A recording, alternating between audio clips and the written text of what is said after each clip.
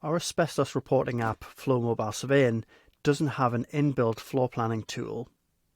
And that's a decision that we've taken purposefully because we find that many surveyors have their own preference when it comes to floor planning software.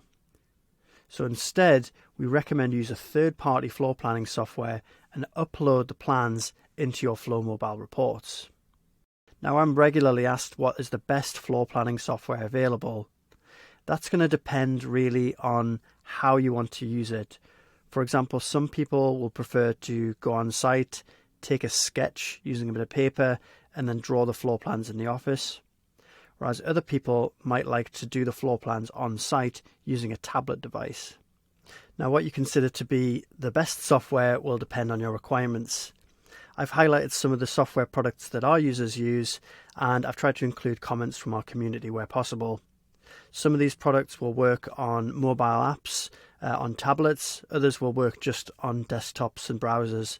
So I suggest you check out each of these, maybe give them a trial and see what's best for you.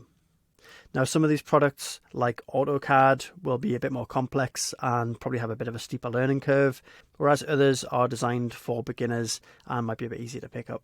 All of these software products should work with Flow Mobile Surveying. All you'll need to do is to create the plans using the software, export them as a JPEG or a PNG file, and then you can upload those to your Flow Mobile Surveying reports. I hope you found this guide useful, and please get in touch if you have any more suggestions or any questions. All the best.